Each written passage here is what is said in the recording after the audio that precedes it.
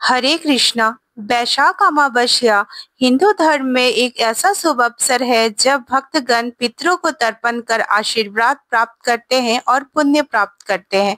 तो इस वीडियो में हम जानेंगे कि वैशाख पूर्णिमा कब मनाई जाएगी, शुभ मुहूर्त क्या होगा, दान क्या दिए जाएंगे और ऐसे कौन से कार्य है जो भूलकर भी हमें नहीं करने चाहिए। तो बने रहिए वीडियो में, बहुत सारी जानकारी मैं आज देने वाली हूँ। वैशाख पूर्णिमा के दिन जो है उत्तर भारत में स्नान दान और पितृ तर्पण होगा, वहीं दक्षिण भारत में शनि जयंती मनाई जाएगी।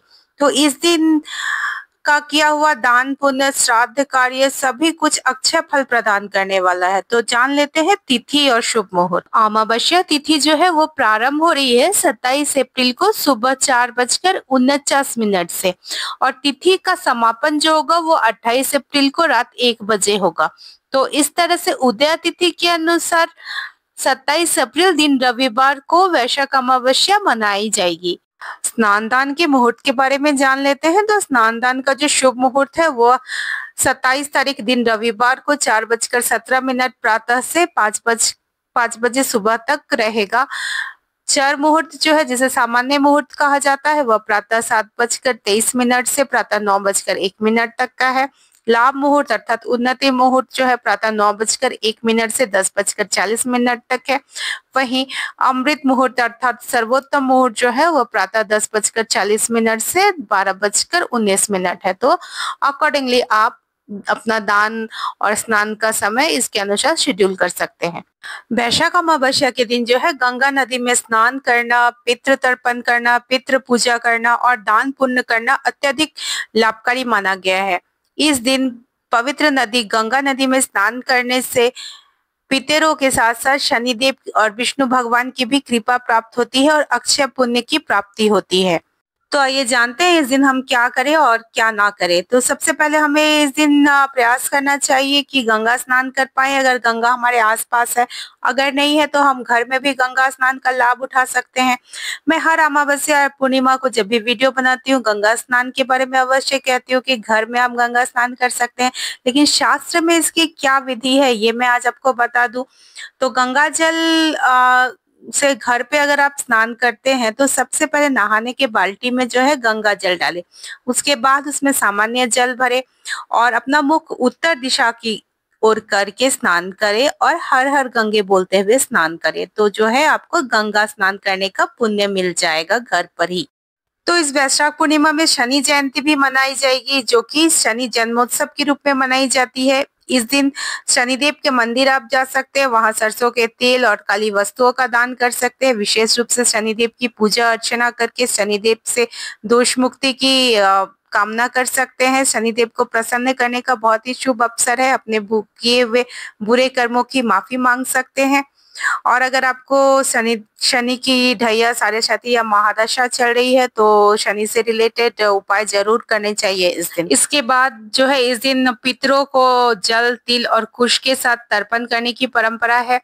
तर्पण से पूर्वजों की आत्मा को शांति मिलती है तथा परिवार में उनका आशीर्वाद बना रहता है। इसे सूर्योदय के समय पवित्र जल में खड़े होकर किया जाता है, विशेषकर गंगा जल में या किसी भी पवित्र नदी जो आपके आसपास है वहां पे आप मुहूर्त अनुसार पितरों का तर्पण कर सकते हैं। वैशाख अमावस्या को जो है सत्तू अमावस्या भी कहा जाता है। इस दिन सत्तू का दान करने से विशेष रूप से शुभ फलदायी है। इस दिन जो पितरों को श्राद्ध कप में चावल से बने हुए पिंड का दान किया जाता है, उसके साथ ही चावल से बने सत्तू का भी दान किया जाना चाहिए, जो कि काफी शुभ फलदायी होगा। और गर्मी के मौसम है तो शरीर को सत्तू ठंडक भी पहुंचाता है। तो जितने भी गरीब आपके आसपास हैं उन्हें भी आप सत्तू का दान दे सकते हैं, जिससे कि आपको पितरों के साथ साथ शनिदेव की भी कृपा प्राप्त होगी। तो आइए जान लेते हैं इस दिन हम क्या दान कर सकते हैं। तो जहां भी हम पवित्र नदी में स्नान कर रहे हैं उसके आसपास दान पुण्य का कार्य हम कर सकते हैं। लोगों को जूते चप्पल छाते आदि का दान कर सकते हैं। इसके अलावा सत्तू का दान करना बहुत ही शुभ फलदायी है। किसी भी मंदिर में धूप बत्ती घी तेल हार फूल भोग के लिए मिठाई कुमकुम गुलाल भगवान के लिए वस्त्र, पूजा सामग्री इत्यादि का दान करना भी बहुत शुभ फलदायी है।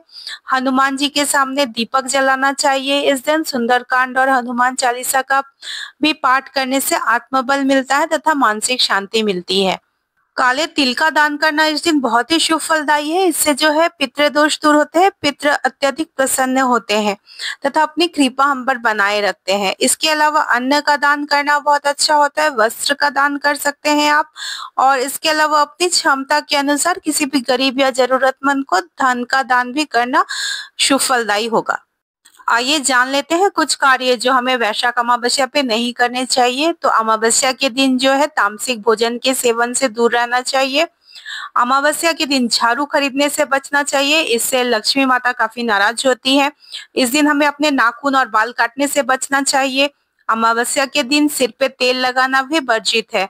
इस दिन कोई भी शुभ कार्य जैसे शादी, गृह प्रवेश, मुंडन आदि कार्यों से बचना चाहिए।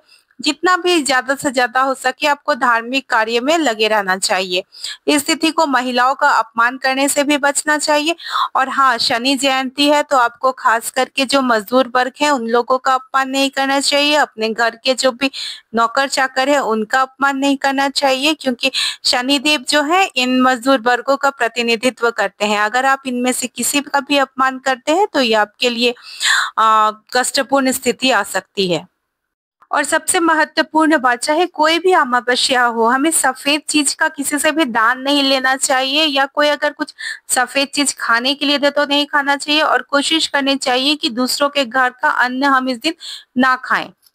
तो ये रही समस्त जानकारी वैशाख अमावस्या के बारे में। अपने फ्रेंड्स और फैमिली के साथ जरूर शेयर कीजिए। मुहूर्त का ध्यान रखिए, क्योंकि पूजा पाठ करते समय मुहूर्त का ध्यान रखना अत्यंत ही आवश्यक है, नहीं तो पूर्ण फल हमें प्राप्त नहीं होता है। हमारे चैनल को सब्सक्राइब जरूर कर लीजिएगा, क्योंकि सनातन धर्म से रिलेटेड जितने भी फेस्टिवल्स आते हैं उसका हम बहुत ही सरल रूप से आपको समय समय पर जानकारी देते हैं। यानी कि 1-2 दिन पहले ही हम आपको सभी बातें बता देते हैं, जो भी आपको करना है, क्या नहीं करना है, पूजा सामग्री क्या है, सब इन्फॉर्मेशन आपको क्विकली मैं दे देती हूँ।